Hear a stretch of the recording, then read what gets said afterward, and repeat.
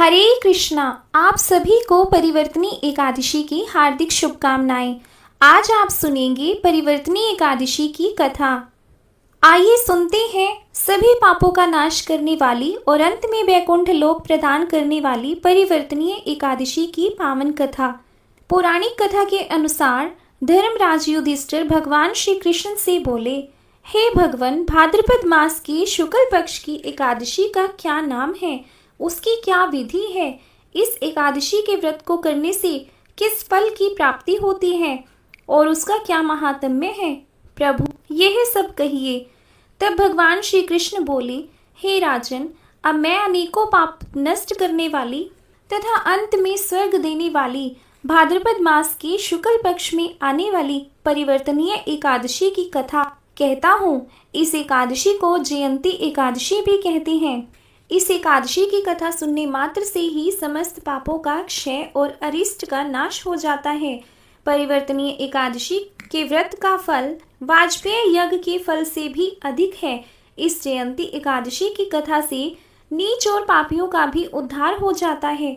अगर कोई धर्मपरायण मनुष्य इस एकादशी के दिन मेरी पूजा करता है तो मैं उसे संसार की समस्त पूजा का फल प्रदान करता हूँ। जो भी मनुष्य इस दिन मेरी पूजा करता है उसे मेरे लोक की प्राप्ति होती है, इसमें बिल्कुल भी संदेह नहीं है।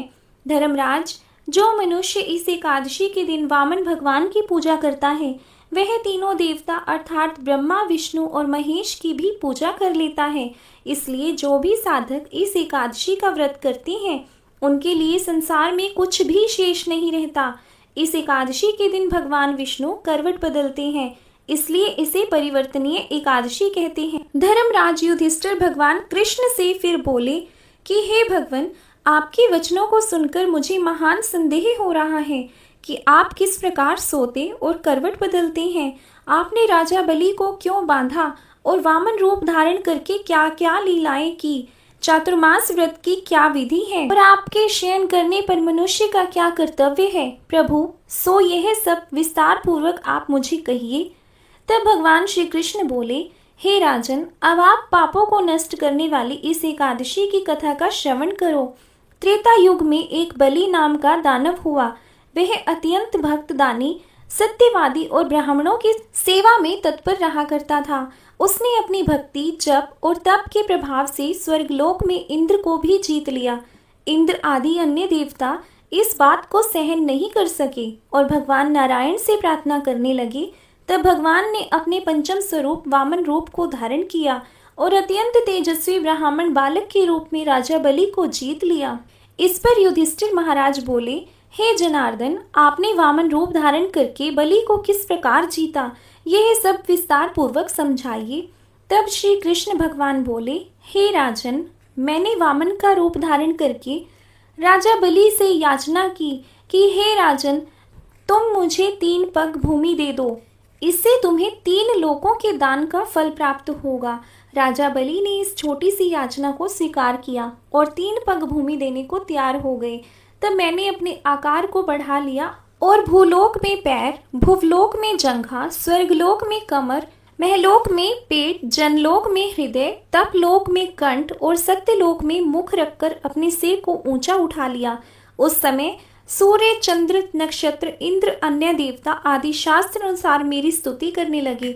उस समय मैंने राजा बलि को पकड़ा और उससे कहा कि हे राजन, अब मैं तीसरा पैर कहाँ रखूं? इतना सुनते ही राजा बलि ने अपना सिर नीचे कर लिया और उसके सिर पर मैंने अपना तीसरा पैर रख दिया। तब वह भक्त दानव पाताल को चला गया। जब मैंने उसे अत्यंत विनीत पाया तो मैंने उससे कहा, हे बलि, मैं सदैव तुम्हारे पास ही रहूंगा। भाद्रपद की शुक्ल पक्ष की एकादशी को परिवर्तनी नामक एकादशी के दिन मेरी एक प्रतिमा राजा बलि के पास रहती है और एक क्षीर सागर में शेषनाग पर शयन करती रहती है। इस एकादशी को भगवान विष्णु शयन करते व करवट बदलते हैं। इस एकादशी के दिन त्रिलोकी के नाथ भगवान श्री हरि विष्णु की पूजा की जाती है। इस व्रत में सारा दिन उपवास रखकर रात्रि को जागरण करना चाहिए। इस प्रकार व्रत करने से मनुष्य समस्त पापों से मुक्त होकर स्वर्गलोक को जाता है। जो मनुष्य पापों को नष्ट करने वाली इस पावन कथा को सुनते हैं उन्हें अश्वमेध यज्ञ का फल मिलता है। इस कथा का सार यह है कि इस दिन मनुष्य दान करे, लेकिन दान करने के बाद अभिमान बिल्कुल ना करें, क्योंकि अहंकार पूर्वक किया गया दान पुण्य का नाश कर देता है। राजा बलि ने अभिमान किया था, इस कारण वह पाताल लोक को चले गए। और जब भगवान अपने भक्तों पर कृपा करते हैं तो अपने सच्चे भक्तों के मन में अभिमान नहीं आने देते। वे उनका अभिमान दूर करने के लिए ऐसी ऐसी लीलाएं रचते रहते हैं कि भक्त स्वयं ही उनके चरणों में अपना अभिमान समर्पित कर देता है। तो यह थी आज की वीडियो। आपको कथा कैसी लगी कमेंट बॉक्स में जरूर बताइएगा।